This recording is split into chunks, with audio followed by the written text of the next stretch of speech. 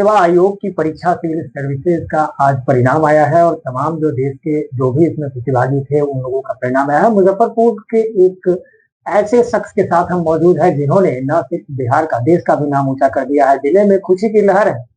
इनकी जो रैंकिंग है वो जानकर भी आप हैरान होंगे। इनकी रैंकिंग रैंक 4 है, मतलब चौथी रैंक आई है। कठिन परिश्रम करके आज इस मुकाम पे पहुंचे हैं। राघव झुनझुनवाला ये है।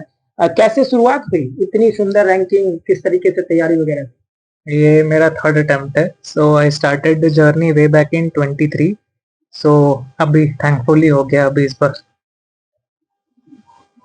कैसे विचार आया आईपी, चूंकि आपका बैकग्राउंड जो है वो ग्रेजुएशन में दूसरा था, तो लोग दूसरे सेक्टर में भी जाते हैं, यूपीएससी कैसे किया? मेरा बैकग्राउंड इकोनॉमिक्स में था। सो दैट इज डिफरेंट जो कि लोग करते हैं। सो लेकिन मेरे जहन में हमेशा से था कि I will go forward in public sector in any way possible. अगर सिविल सर्विस में ना भी हो तो मैं एनजीओ ज्वाइन करूंगा। मेरा कॉरपोरेट में रुझान थोड़ा कम था शुरुआत से ही। मैं देश के सबसे जो वल्नरेबल सेक्शंस होते हैं उनके साथ मैंने काम किया अपने कॉलेज लाइफ में। So I got inspired from there कि मुझे इसी फील्ड में आगे बढ़ना है। सो वहां से ये डिसीजन मेकिंग स्टार्ट हुई थी मेरे लिए। 12 के बाद हुई थी? हाँ, कॉलेज के दौरान।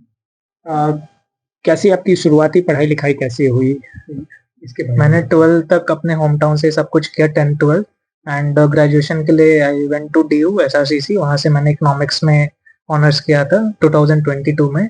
And in 23 I started this journey and this is my third attempt. Examination के लिए किस तरह का आपका स्ट्रैटेजी था, जो कि काफी कठिन परीक्षा होती है, लोग कई बार अटेम्प्ट देते हैं, नहीं निकल पाती है, काफी कम मार्क्स आते हैं, आपकी क्या स्ट्रैटेजी थी इसमें? मेरा 100% फोकस इस बार जो मैंने अलग किया वो मेंस पे फोकस बढ़ाया था। एक भी नंबर कैसे ज्यादा है उस पे मैंने ध्यान दिया था।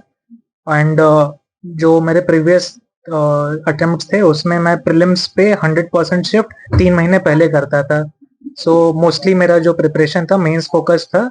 मैं किसी भी सोशल मीडिया पे एक्टिव रहता था तो उसका फीड कस्टमाइज करता था अपने करंट अफेयर्स के लिए एंड उसको मैं अपने डिजिटल नोटबुक में रख लेता था and from there I used to quote them in my mains answer. So I think this is what has worked for me this time. अच्छा, कॉलेज में पढ़ाई कल आपने किसी कोचिंग को नहीं, जैसा आपके पेरेंट्स भी बता रहे थे, कोचिंग नहीं ज्वाइन किया, आपने सेल्फ स्टडी पर फोकस किया? मैंने ऑप्शनल के लिए कोचिंग में एनरोल किया था, बट मेरा सारा सोर्स ऑफ इंफॉर्मेशन एंड जो भी नॉलेज बेस है वो सारा self study and current affairs के बेस पे है। इतनी अच्छी रैंकिंग आई आपकी, टॉप रैंकिंग है, टॉप 10 में है आप।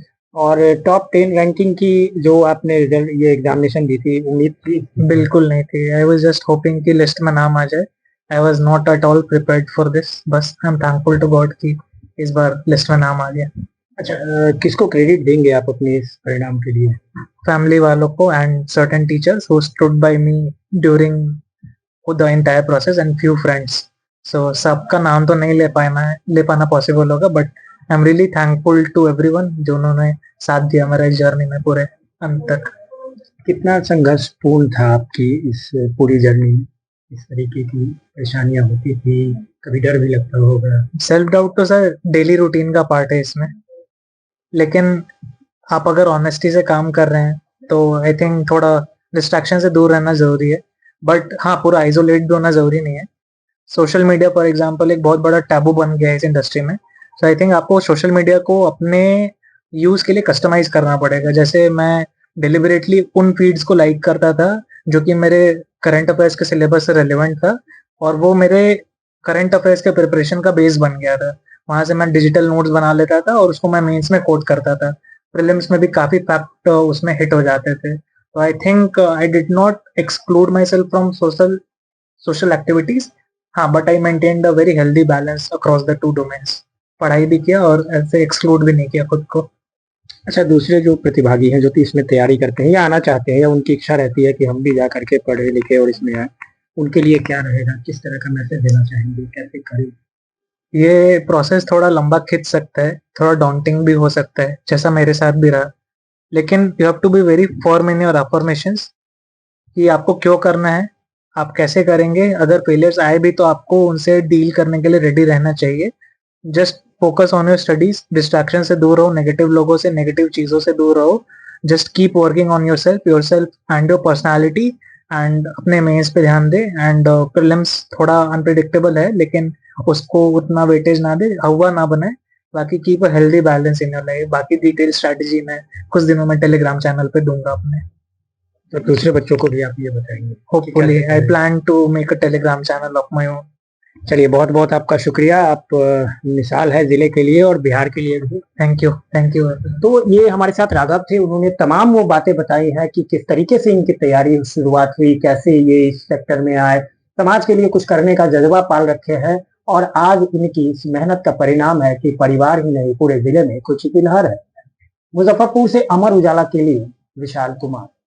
आपके राज्य की खबरें, आपके शहर की खबरें सबसे पहले जानने के लिए देखते रहें अमर उजाला।